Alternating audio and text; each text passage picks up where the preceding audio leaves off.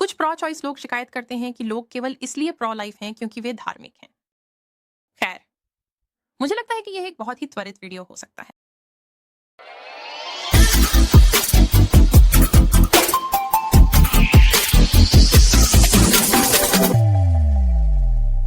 गंभीरता से कहें तो जबकि केवल इस तथ्य से कि सेक्युलर प्रो लाइफ जैसी समूह मौजूद है, यह दिखाता है कि सभी प्रो लाइफ लोग धार्मिक नहीं हैं और वास्तव में हम सभी किसी भी आसान श्रेणी में फिट नहीं होते हैं। इसके पीछे एक गहरी गलतफहमी भी है कि प्रो लाइफ लोग केवल धार्मिक पागल हैं। बहुत से लोग हैं जो प्रो लाइफ हैं और साथ ही धार्मिक भी हैं, लेकिन वे गैर धार्मिक कारणों से प्रो लाइफ हैं या अपने दृष्टिकोण को गैर धार्मिक तर्कों के माध्यम से सही ठहराते हैं। जब हम इस वीडियो को फिल्मा रहे हैं, उस समय ईआरआई के स्टाफ में सभी लोग धार्मिक हैं, लेकिन हम गर्भपात से संबंधित धर्म के बारे में बहुत कम बात करते हैं। हमारी लगभग सभी केंद्रीय सामग्री धार्मिक विश्वासों के संदर्भ में तटस्थ है। ये मायने नहीं रखता कि आप किस धर्म का पालन करते हैं। आप समान अधिकार तर्क को समझ सकते हैं और आप ट्रॉट आउट ए टॉडलर का उपयोग कर सकते हैं।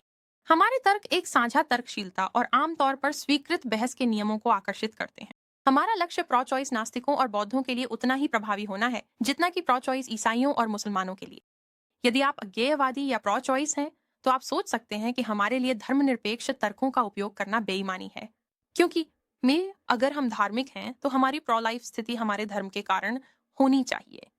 आरोप यह होगा कि हम धर्मनिरपेक्ष तर्क का उपयोग करके धार्मिक विचारों को बस छुपाने की कोशिश कर रहे हैं। मुझे नहीं लगता कि यह आरोप कई कारणों से उचित है। पहला, लोग किसी चीज पर विश्वास करने के लिए एक से अधिक कारण रख सकते हैं।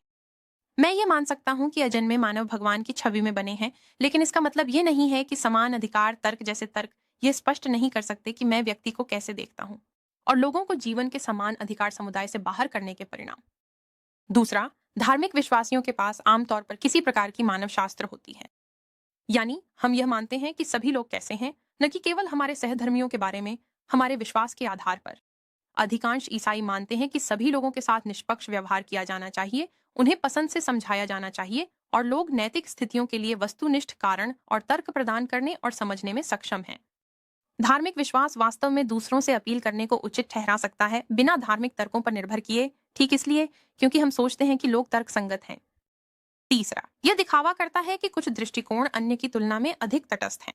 नास्तिकों के पास एक विशेष मानव शास्त्र होता है, जैसे बौद्धों या कैथोलिकों के पास होता है, और यह उनके विश्व दृष्टिकोण को आकार देता है। मानव अधिकार और तर्क संगत संवाद में शामिल होने की क्षमता। सभी लोग एक विशेष विश्व दृष्टिकोण से तर्क कर रहे हैं।